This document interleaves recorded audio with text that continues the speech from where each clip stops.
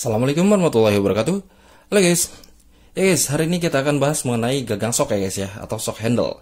Ya, seperti yang kita ketahui, untuk gagang shock ini ada berbagai macam tipe, jenis, dan juga fungsinya. Yang mungkin di video kali ini kita akan bahas mengenai hal tersebut ya guys ya. Oke, yang pertama kali kita bahas adalah mungkin screwdriver shock atau obeng shock. Nah, seperti namanya ya guys ya, ini adalah sebuah obeng shock dan bentuknya pun memang sebuah obeng ya guys ya, ada handle dan juga shaft. Akan tetapi di depan sini adalah dia mempunyai drive socket seperti ini guys ya, yang bisa disematkan di drive hole ukuran 1/4 inch, dan ukuran untuk drive socketnya ini hanya di ukuran 1/4 ya guys ya, karena faktor dimensinya. Karena dia konsepnya adalah sebuah obeng, maka di atas ini atau di tipnya ini nggak bisa terlalu besar juga ya untuk ukuran 3/8 ataupun setengah atau 3/4 sekalipun ya guys ya. Jadi nggak bisa terlalu besar juga. Yang disediakan hanya ukuran 1/4 yang memang cocok digunakan untuk proses screwing ya sebenarnya ya. Nah, dari mulai plus minus, torque, hexa ataupun yang lainnya, atau bisa juga digunakan soket seperti ini guys ya. Nah, seperti itu. Biasanya di belakang sini dia juga disematkan additional leverage. Artinya kita bisa sematkan pula handle tambahan ya guys ya, seperti ini. Nah, agar mendapatkan torsi yang lebih baik tentunya. Oke, yang kedua adalah mungkin dari L-shock bar atau kunci L-shock seperti ini ya guys ya.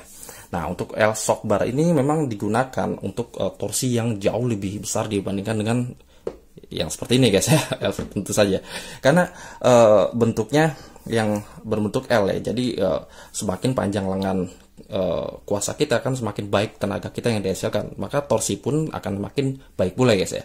Akan tetapi mungkin dari segi ukuran ya guys ya, karena untuk L-shock bar ini dibatasi ya guys ya, untuk ke 3/8 di ukuran 8 inch, untuk setengah inch biasanya di ukuran 10 dan 12. Nah, seperti itu guys ya. Jadi untuk tenaganya pun sebenarnya dibatasi, karena memang tujuan untuk L-shock bar ini digunakan untuk di tempat-tempat sempit yang memerlukan torsi yang besar, seperti itu guys ya. Jadi bukan untuk digunakan untuk torsi yang besar di tempat yang torsi yang lebih besar ya, maksudnya di tempat yang luas juga ya, sebenarnya bisa. Untuk mendapatkan torsi yang jauh lebih besar kita menggunakan pipa ya, sambungan pipa seperti itu guys ya. Jadi secara desain, kalau saya rasa untuk L-shock bar ini mempunyai durabilitas yang paling baik ya guys ya, di antara handle shock yang lainnya.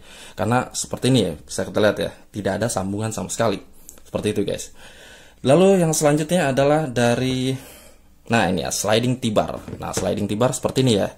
Nah, dari namanya saja sudah terlihat ya guys ya, bahwa ini adalah sliding T-bar, digunakan untuk proses seperti kunci T ya pada umumnya.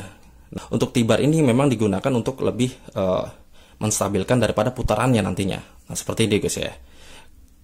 Keuntungannya adalah seperti itu, untuk pemutaran yang lebih stabil dan juga lebih mendapatkan torsi yang lebih baik ketika kita menggunakan L-bar seperti ini. Nah, untuk ukurannya pun berbagai macam ya, dari mulai 1/4, 3/8, setengah, hingga ke ukuran lebih besarnya. Seperti itu. Dan lalu untuk ukuran handle-nya biasanya yang 1/4 ini di 8 inch ya guys ya. Yang 3/8 ini di 8 inch. Untuk ukuran yang setengah inch biasanya di ukuran panjang handle-nya itu sekitar 10 inch hingga ke 12 inch. Nah, seperti itu guys ya. Jadi pembatasan juga sebenarnya. Lalu yang selanjutnya adalah breaker bar. Nah, atau power bar ya, atau flex bar. Dari namanya saja sudah terlihat ya guys ya, ini flex bar atau yang bersifat fleksibel ya, bisa digerakkan sesuai dengan sudutnya ya guys ya. Dan lalu untuk nama power bar atau breaker bar ini adalah bar yang paling masif ya, menggunakan torsi. Artinya dengan ukuran setengah inch kita bisa mendapatkan handle panjang sekitar 36 inch, yang paling panjang ya guys ya. Dan kebetulan saya mendapat yang seperti ini di ukuran 15 inch. Karena untuk breaker bar kita akan bisa mematahkan apapun sebenarnya. Seperti itu guys ya. Jadi secara power atau kekuatan daripada alat tersebut, power bar atau breaker bar ini adalah yang paling powerful ya guys ya, di antara handle yang lain. Tentu saja dengan dibandingkan dengan L seperti ini, power bar atau breaker bar ini yang paling powerful kalau menurut saya, karena variasi daripada panjang handle-nya itu ya hingga ke 36 inch itu benar-benar mantap untuk sebuah power di breaker bar ya guys ya. Lalu yang selanjutnya adalah kunci ratchet seperti ini. Nah, kunci ratchet ini biasanya digunakan untuk mempercepat pekerjaan kita. Nah, untuk ukurannya pun dari 1/4 hingga ke 3/4 ya, atau bahkan ada yang 1 inch kalau nggak salah ya.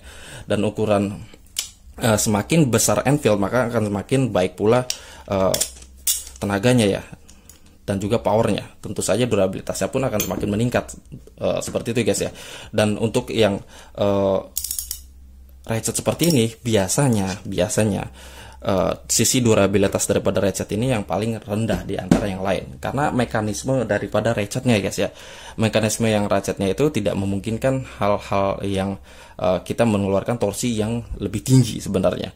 Jadi sebenarnya untuk ratchet ini hanya digunakan untuk mempercepat ya guys ya. Seperti itu guys ya.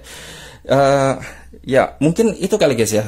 Kalau untuk ratchet mungkin kita akan bahas di lain kesempatan ya. Ya mungkin kita akan bongkar-bongkar lagi handle ratchet yang saya punya tentunya. Ya guys, mungkin itu kali guys ya video kita kali ini. Kesimpulannya adalah berbagai macam shock handle yang kita miliki itu mempunyai jenis, tipe, dan juga fungsinya ya. Kalau ya saya bilang durabilitas paling tinggi adalah kunci L-bar ini, tapi power yang paling powerful adalah breaker bar. Dan untuk yang paling lemah sebenarnya adalah kunci ratchet. Ya di mana kebutuhan kalian sebenarnya disesuaikan saja ya guys ya. Sampai jumpa di video selanjutnya. Assalamualaikum warahmatullahi wabarakatuh.